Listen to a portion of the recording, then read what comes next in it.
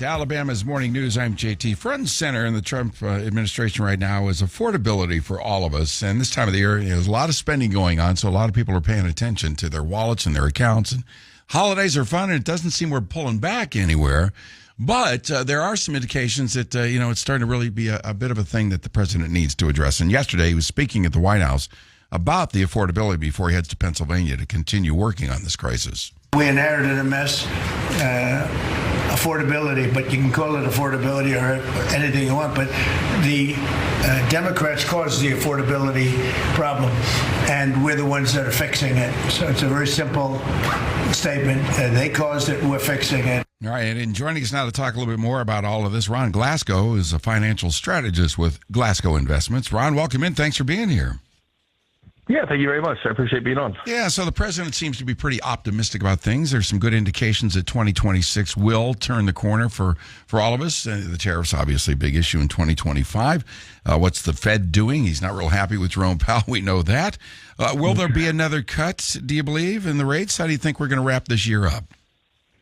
Yeah, I do. I think, they take bets on this, almost like the line on a football game in Vegas these days, which is kind of interesting. But if you look at it, I think that everybody's factored in a rate cut now, and we're already kind of skipping over this one and looking and saying, okay, what about next year? How many rate cuts will we have? 1 or 2 or 3? But this one, I think, is pretty much accounted for. That said, you never know. Jerome Powell has proven to be his own man, so we'll see what happens tomorrow. I was going to say, this is not today. They're going to be talking about it and meeting about it, but the big decision, I guess, we'll all see tomorrow, right?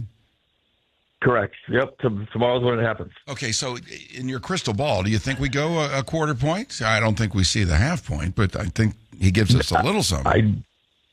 I definitely don't think we see a half point. If I had to put money on it, I'd put money on that quarter point cut. All right, when you see that, now that's a nice boost for us. That's good. How does that roll over into 2026 as far as, consumers are concerned? Yeah, this is why I think people get a little too wrapped up in what the rate cuts are. I mean, if you remember what the rate is it's the federal funds rate, which is the overnight rate that banks get charged to borrow money so they have the right amount of deposits on hand. This goes way back to the Great Depression when there were a run on banks. So every single bank has to have a certain amount of cash on hand depending on how many loans they have out. Now, today it's all electronic. It's not like you actually have the money stacked into a vault, but that's what that rate represents. It represents the amount that those banks can borrow.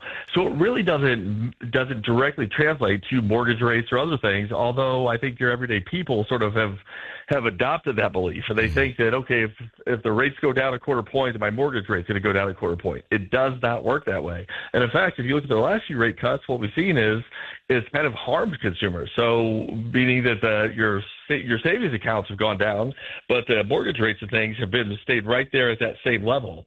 So that's just one lever that they pull to run the rates on the economy. But people need to remember what that rate really represents, because it isn't just a broad spectrum cut across every interest rate that consumers utilize. Right. And then mortgage rates not necessarily are aligned with that, but they kind of run as cousins together. But all right, quick question before we go, Ron. You run a big financial investment company, Glasgow Investments.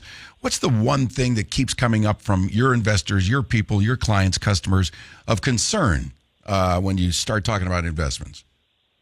Yeah, so I think there's two things. I think the first one is prices, and the second one is jobs and unemployment numbers. And that's kind of the one that's scaring people looking into the future. But prices are, and we have inflation under control right now, and that's great. I think the Trump administration has done a terrific job of getting that in check. But the problem is we had that massive run-up under the last administration. So, I know I did a radio spot a couple months ago, and, inflation came in at 3.1, came in at 3.0 instead of 3.1, and the markets hit all-time highs. Well, that's terrific, but if you're an everyday person just going about your business, you're still paying that 3% on top of that massive run-up that already occurred. And it's just, it's really hard to fight and pull those prices back. That's the big thing, is just everything is so much more expensive than it used to be this time last year. Yeah. The other one is looking forward. I mean, you're starting to see a lot of companies cut jobs. I mean, Amazon cut 30,000 jobs. 30,000, and it virtually made no headlines. So when you see things like that, people start worrying about their own jobs, and that is a valid concern going into the new year. Yeah, it's a big number, 30,000, but when you have 3 million employees, I mean, right? I mean, they're big companies. So, but still, a lot of people looking out there because of that. Ron Glasgow, thank you, buddy. I appreciate you. Glasgow Investments.